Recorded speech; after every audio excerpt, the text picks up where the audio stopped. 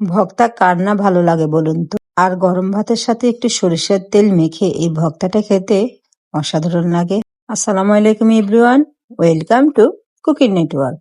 আজকে আমি শিমের ভর্তা বানাবো, সেই কারণে আমি কিছু পানি আগে থেকে বসিয়ে দিয়েছি। আর এই শিমগুলো আমি পানির মধ্যে দিয়ে দিচ্ছি যাতে শিমগুলো সিদ্ধ হয়ে যায়। শিমগুলো আমার সিদ্ধ করা হয়ে গেছে, এবার নামিয়ে ফেলবো। ফ্রাই প্যানে কিছু পরিমাণ তেল দেবো, তেলগুলো গরম হতে থাক। এই ফাঁকে আমি মাছটার মধ্যে কিছু লবণ দিয়ে মাছটাকে মেখে নেব, কারণ ভর্তা বানাতে তো মাছ লাগবে। এই মাছটা আমি তেলে ছেড়ে দিচ্ছি। আজকে আমি তেলাপিয়া মাছ দিয়ে ভর্তাটা বানাবো। মাছটা কিন্তু ভালো করে ভেজে নিতে হবে, তাহলে আপনার ভর্তাটা বেশি মজা লাগবে। মাছ এক সাইডে রেখে দিচ্ছি। মাছের এক সাইডে আমি কিছু কাঁচামরিচ ভেজে নেওয়ার জন্য দিয়ে দিচ্ছি। কাঁচামরিচগুলো যখন ভাজা হয়ে যাবে তখন এর কালারটা চেঞ্জ হয়ে যাবে। কাঁচামরিচ আর মাছ দুটোই আমার ভেজে নেওয়া হয়ে গেছে। এবার এটাকে আমি কড়া থেকে নামিয়ে ফেলবো। একই প্যানে আমি কিছু পরিমাণ আলু লম্বা করে কেটে নিয়েছি, সে আলুটা এবার আমি ভেজে নেব।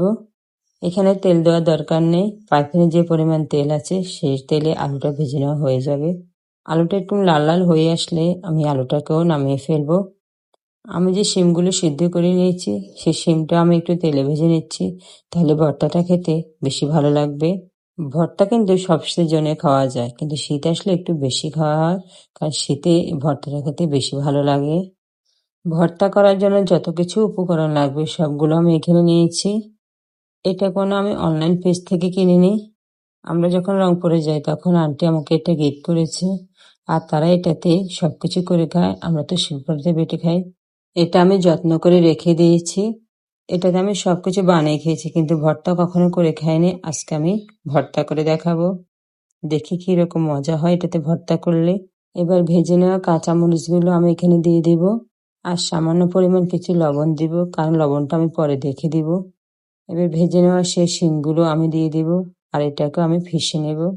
আমরা সবসময় শিলপাটায় বেটে খেয়েছি, তাই আমাদের অভ্যস্ত শিলপাটায়। ভর্তা খায় না এমন মানুষ খুঁজে নেওয়া কম, কারণ সবারই ভর্তাটা প্রিয়। আমি মরিচগুলো এক সাইডে রেখে দিয়েছি, আর এই মাছ আমি কাটা বেছে নিয়েছি। মাছটাও আমি একটু ফিশে নেব। আমি যে আলুটা ভেজে নিয়েছি সে আলুটাও আমি একটু ফেষে নেব, তাহলে সবকিছু একসাথে ফেষে নেওয়া হয়ে গেলে খেতেও খুব ভালো লাগবে। শুধু মাছ ছাড়াও এই ভর্তাটা খাওয়া যায়, কিন্তু তাতে এত বেশি মজা লাগে না। সবকিছু আমার ফেষে নেওয়া শেষ হয়েছে। এবার বাকি যে উপকরণ আছে সেটা আমি এখানে মেশাবো। এবার সবকিছু ভালো করে মিশিয়ে নিয়ে আমি এর মধ্যে কিছু কাঁচা পেঁয়াজ দিব। আর কাঁচা পেঁয়াজটা দিলে এমনিতে ভালো লাগে, আর কিছু ধনিয়া কুচি দিব।